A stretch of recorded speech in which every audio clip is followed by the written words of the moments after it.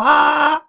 Greetings, brethren, CloakingDonkey here, with For Honor, historically speaking, of course. Like a good boy video game reviewer, I could sit here and talk about the gameplay, or the value of this game culturally, or some other irrelevant nonsense. But instead I'm going to apply my layman's knowledge of history to sit here and take the piss for everybody's enjoyment. And the best places to shit on a game for its lack of historical accuracy are of course its characters. And so here we have the Warden. And while I could of course sit here and praise some of the features of this character design, such as the visored barbute he's wearing, of course I'm going to be a bastard and just focus on all the bad things. Take these plated gauntlets for example. Usually these are designed to protect your hands while you are holding a sword. If bunching up your fist to hold the sword grip, however, exposes parts of your fingers, that kind of defeats the purpose of this armored gauntlet. You want the armor to be strongest when it is fulfilling its primary purpose. The goal here is certainly not to protect the back of your hand while you're waving at people or high-fiving them. We can also see that this chap is wearing a gambeson underneath his mail armor. A very wise decision because it means the mail armor won't dirty your clothes and body hair won't get caught in the rings and cause nasty little pinches. But the problem with this is he's also wearing a gambeson on top of his chain armor. It means that this guy is basically wearing two gambesons with a chainmail in between and probably clothes underneath. So judging by his relatively normal proportions, I would say that underneath all of that, he is a rather spindly little lad indeed. There is no real reason to wear a padded gambeson on top of your mail armor. That usually goes underneath the mail armor. I mean, at least he has the sense to wear a little kite shield shaped metal plate over his heart, but then the entire right side of his lungs are exposed. Do you not cherish your lungs, Sir Knight? Art thou a smoker? And then look at all of these wide gaps in between the really thick metal plates that are bolted onto the gambeson. This might protect you from vertical cuts, but it's not going to protect you from horizontal cuts or thrusts. And so you're really just looking at a really heavy piece of rather ineffective armor around.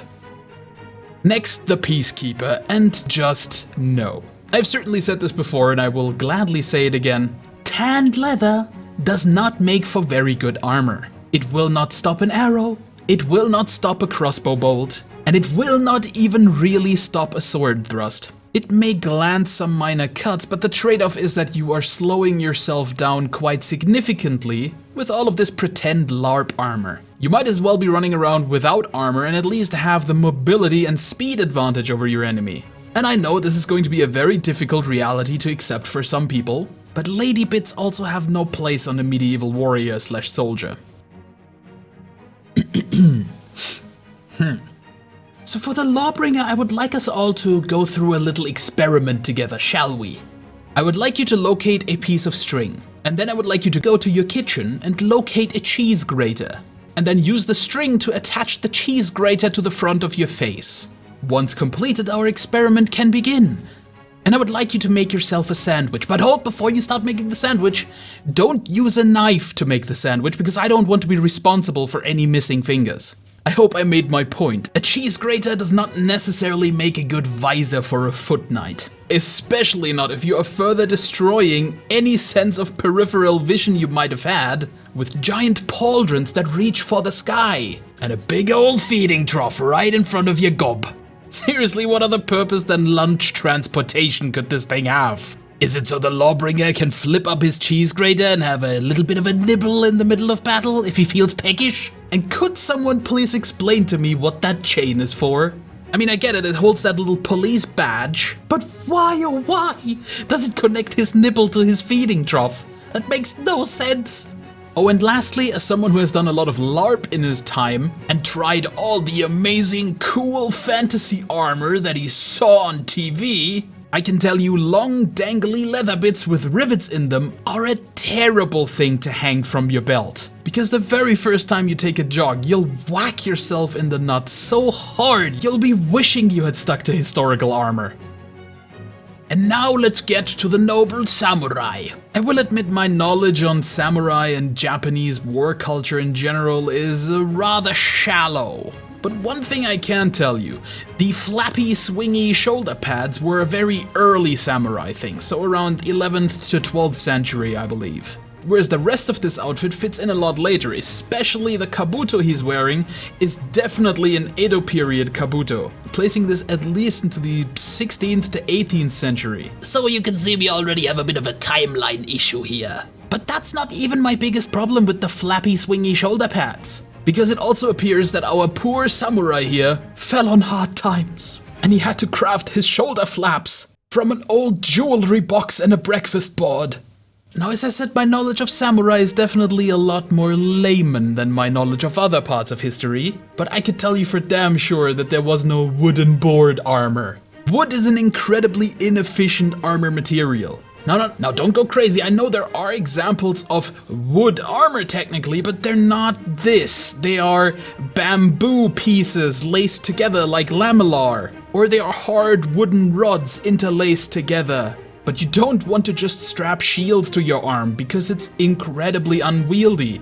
And now just imagine our samurai here taking a bit of a run. Those flappy shoulder boards are gonna swing back and forth and smack him right in the head. Seriously, but this is a very, very silly design. And those flappy shoulder boards were definitely not made of wood. These tassets also kind of appear to be wood-ish, but it's hard to tell. They might also just be lacquered metal plates, and that would be alright. However, this kindling he strapped to his forearm is definitely not lacquered metal plates. Seriously, how would this contraption even hold? Again, let's have a bit of an experiment. And if you're awesome, by the way, and you actually go through with these silly experiments I'm suggesting, do make sure to take a picture and send it to me on Twitter, Minds, or my email address. And I will include them in the next episode of Historically Speaking, because we all need to see this.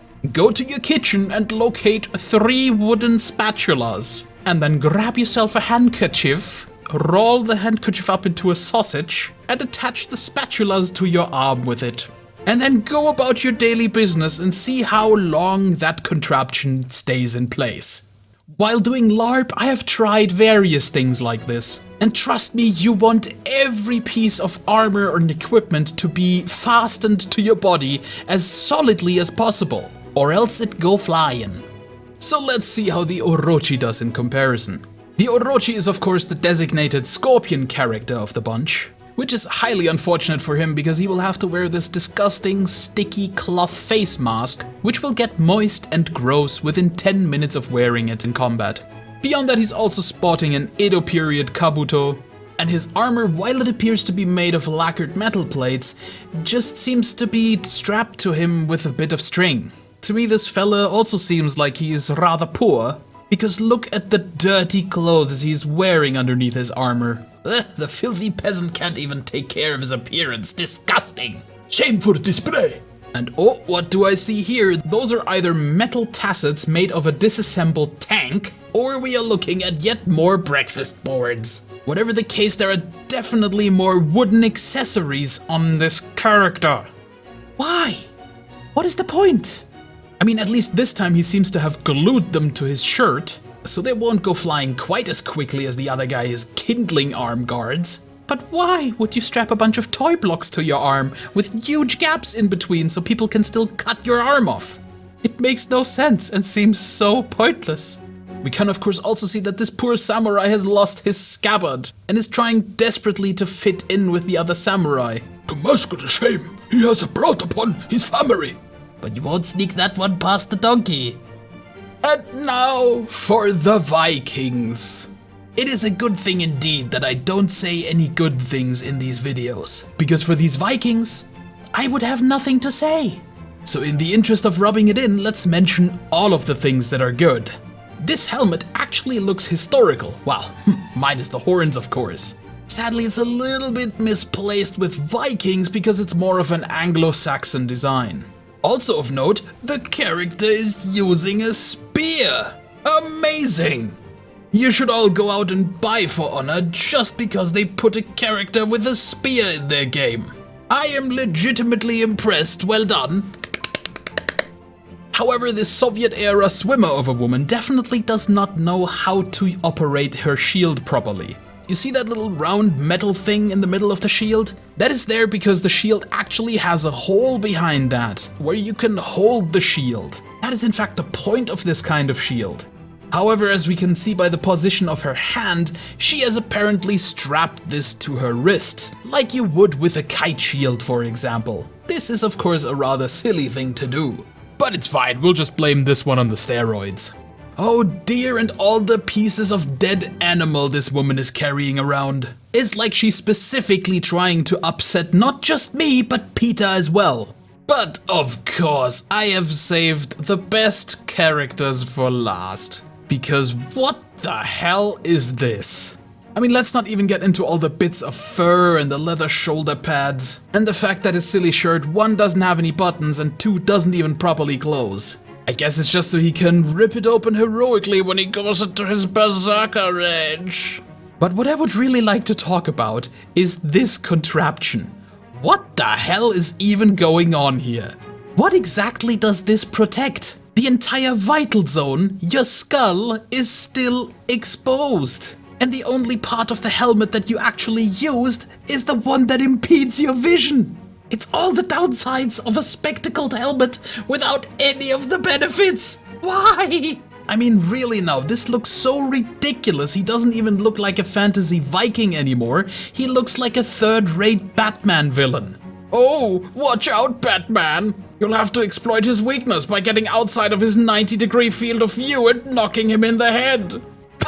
But my single favorite bit about this character is that they try to put a cool Viking symbol on his shoulder pad, and had they used the Aegis Hjalmur, this would actually have been pretty legit, because the Aegis Hjalmur was a particularly favorite symbol amongst a lot of pagan warriors. It symbolizes strength and fearlessness and is supposed to strike fear in the hearts of enemies and used to be put mostly on shields. But they just missed the mark on the Aegis Hjalmur and went for the Wegvisier instead, which is a compass. So instead of making him a fearsome warrior in the eyes of the enemy, they basically made him a walking information stand for his allies. And then we come to the raider, played by Olaf Knutsson, who just got done posing for the Jomsviking album cover for Amon Amarth. Seriously, the resemblance is actually really striking. And to be honest, when your game characters look like a metal album cover, you know that you have strayed very far from the path of real. And oh boy, where to start with Olaf here? So I really have to ask, what is the point of these femurs? Is it to say, Look at me, I killed 3 men. Because judging by their length, you killed 2 children and their mother, you fucking savage. On the other leg, we find yet more pointless riveted leather pieces that are going to impede your movement. Well done. You know, this helmet wouldn't actually be so bad if it wasn't once again for the silly horns, and if it wasn't for the silly leather flap going around the back. Listen, if you can afford a well-made embellished helmet like this, you can also afford a little bit of mail armor to make a dovetail around the back, which, unlike the silly flap of leather, will actually protect the back of your neck. I know, who'da thunk it? Of course, like the other ones, he's covered in lots of tanned leather plates just to annoy me. His axe is also highly uninspiring. This really just looks like the artist who made the weapon had no idea whatsoever what an actual axe would look like. And so he went to his shed and grabbed a tool axe and then just modeled that and made it nice and extra bigly. I mean, it even has a little flat hammer on the other side. It's just so stupid. But the absolutely most triggering thing about this character design is these 2 knot tattoos. Because not only are these symbols modern and not from ye olden days, they're also not Nordic. They're Irish. The 4 parts of this knot are supposed to symbolize the 4 provinces of Ireland: Ulster, Leinster, Connaught, and Munster. God damn it, you guys. Why do you do this to my blood pressure? Alright, that's enough of For Honor, historically speaking. I hope you enjoyed this video, and if you did, please consider giving it a like and also consider subscribing to my channel for more great gaming, history, and mythology goodness. Also, please do remember that this is a video meant to entertain. I am of course aware that For Honor is a fantasy game. I actually said so in my debunking of Game Theory's terrible video on For Honor, which you can find in the cards in the top right corner of the screen. Also think about checking out my Twitch channel over at twitch.tv/CloakingDonkey, where I regularly stream all sorts of games. But until then, I've been the Cloaking Donkey and I'll see you in another video.